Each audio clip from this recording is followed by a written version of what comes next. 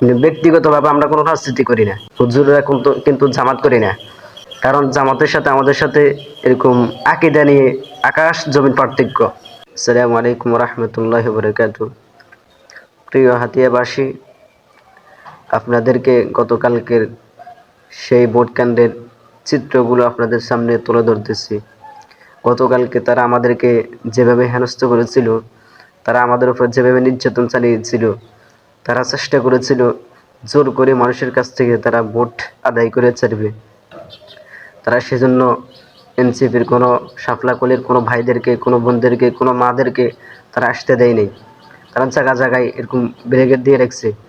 এমনকি আমরা ভোট কেন্দ্র পর্যন্ত গিয়ে পৌঁছতে আমরা কত জায়গায় তাদের কাছে এরকম বাধা বিঘ্নের মধ্যে পড়েছি। তারা জায়গায় জায়গায় আমাদেরকে এরকম ধরতেছে আর বলতেছে যে তোমরা কিসে ভোট দিবে, আমাদেরকে বলে যেতেই হবে। অথচ তারা এত চেষ্টা করেও, এত মেহনত করেও তারা সফল হইতে পারে নাই। কথা আছে না যে ফেরাউন মুসা আলাইহিসসালামকে আসতে দিবে না, তার সমস্ত রাজ্যের কার্যকলাপ সমস্ত কিছু সে চালিয়েও কিন্তু কোনোভাবে মুসা আলাইহিসসালামকে আটকাইতে পারে নাই। ফেরাউন চেষ্টা করেছিল মুসা আলাইহিসসালামকে জীবিত রাখবে না, মুসা আলাইহিসসালামকে ছোটবেলায় এরকম কতল করে দিবে, হত্যা করে দিবে। অথচ আল্লাহ তাআলা সেই মুসা আলাইহিসসালামকে ফেরাউনের ঘরের মধ্যে লালিত পালিত করেছেন। ঠিক তেমনিভাবে তারাও আমাদেরকে চেষ্টা করেছিল কালকে কোনো ধানের শীষ ছাড়া কোনো অন্য ভোট যেন না আসে। অথচ সেই মানুষগুলো ওদের সেই ধানের শীষ মার্কা ভোট নিয়েই শাপলাকলি মার্কায় ওরা ভোট দিয়ে আসছে। কথায় আছে না, রাখে আল্লাহ মারে কে। আল্লাহ যদি কাউকে চায়, আল্লাহ যদি কাউকে বানাইতে চায়, তারা যত চেষ্টা করুক না কেন, তারা যত হিলা করুক, সমস্ত চেষ্টা আল্লাহ তাআলার চেষ্টার কাছে ব্যর্থ হয়ে যায়। যে শয়তান যেমন আল্লাহ তাআলাকে বলেছিল যে আপনি যখন আমাকে লাঞ্ছিত করেছেন, আপনি যখন আমাকে বিতাড়িত করছেন, আপনি যখন আমাকে চিরদিনের জন্য জাহান্নামী করে দিয়েছেন, তো আমি আপনার বান্দাদেরকে এরকম রহমত থেকে দূরে সরাই দিব, আমিও তাদেরকে এরকম চিরস্থায়ী জাহান্নামে পৌঁছাই দিব। এরকম আমি তাদেরকে ডান দিক থেকে তাদেরকে এরকম ধোঁকা দিব, বাম দিক থেকে ধোঁকা দিব, যে পেছন দিক থেকে ধোঁকা দিব, সামনের থেকে ধোঁকা দিব, চতুর্পাশ থেকে আমি তাদেরকে ধোঁকা দিয়ে আমি তাদেরকে জাহান্নামে পৌঁছে দিব।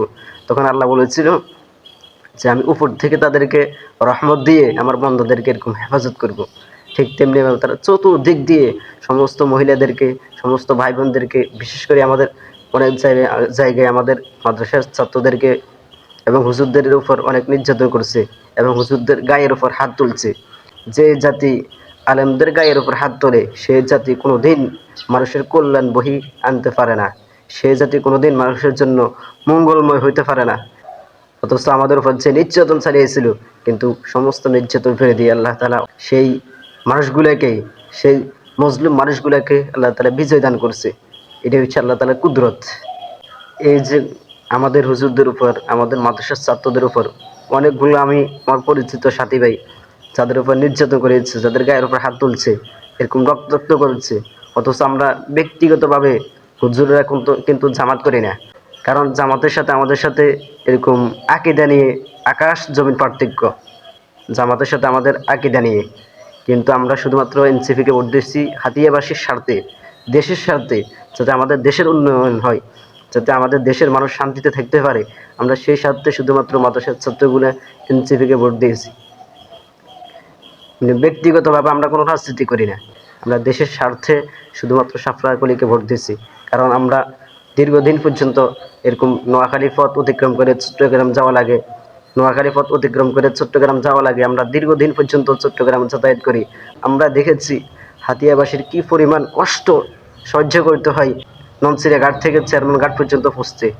এই নলছিড়া ঘাট থেকে চেয়ারম্যান ঘাট পর্যন্ত হাতিয়াবাসী পুষতে তাদের কি কষ্ট সহ্য করতে হয়, কি নির্যাতন তাদের ভোগ করতে হয়, আমরা নিজ চোখে সেগুলো অনেক বছর দেখেছি। সেজন্য আমরা সেই হাতিয়াবাসীর কষ্টগুলো আমাদের চোখের সামনে তুলে ধরে সেজন্য শাপলাকলিকে ভোট দিয়েছি। আমরা কতদিন পর্যন্ত ব্যাগ ভিজে ভিজে ভিজে আমরা মাদ্রাসায় গেছি।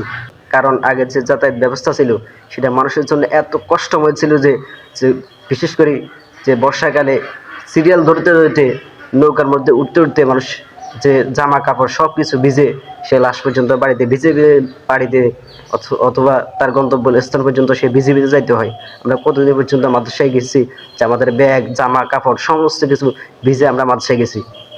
এত কষ্ট এই নদী পার হইতে যে মানুষের হয়েছিল তারা, এবং মানুষের কাছ থেকে 100 টাকার ভাড়া 200 টাকা নিয়েছিল। অথচ এই যদি বিএনপি ক্ষমতায় আসতো, ঠিক আগের মতোই আগের কালচারগুলো তাদের মধ্যে এখনো বিদ্যমান, আগের কালচারগুলো ঠিক আগের মতোই মানুষের সেই কষ্টগুলো আবার চলে আসতো।